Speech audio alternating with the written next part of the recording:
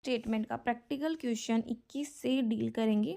तो इसमें देखो, इसने हमें इन्वेस्टिंग एक्टिविटी के लिए बोला है। ये प्रीवियस ईयर का डाटा है, ये करंट ईयर का डाटा है।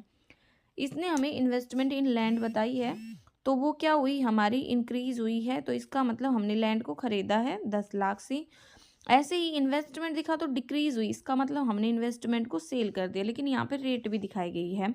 आगे प्लांट एंड मशीनरी 2 लाख से 3 लाख हुई, मतलब हमने उसको परचेज किया है। एंड गुडविल भी बढ़ी है, तो मतलब परचेज किया है।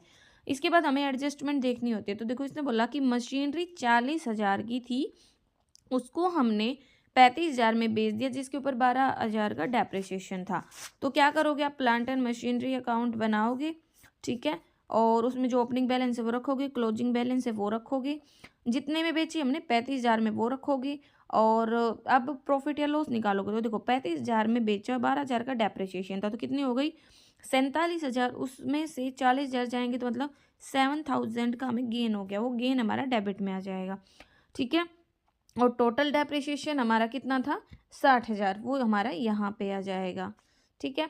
तो वहाँ से हमें परचेज की अमाउंट पता चल जाएगी, ये आप कर दोगे।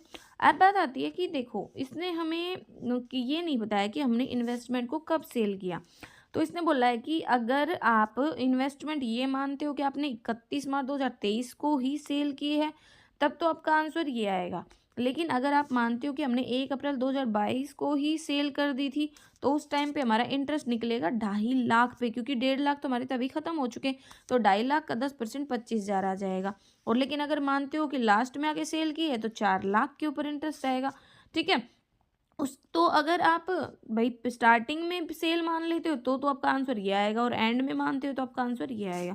तो आपको उसके अकॉर्डिंग उसको एडजस्ट करना होता है, ठीक है। ये हम ऐड ऑन करके चलते हैं, क्योंकि इंटरेस्ट आ रहा है, इनकम हो रही है, और ये मेरी परचेज है तो लेस करेंगे, ठीक है। तो इस तरीके से आप इस क्वेश्चन को ट्राई कर सकते हैं।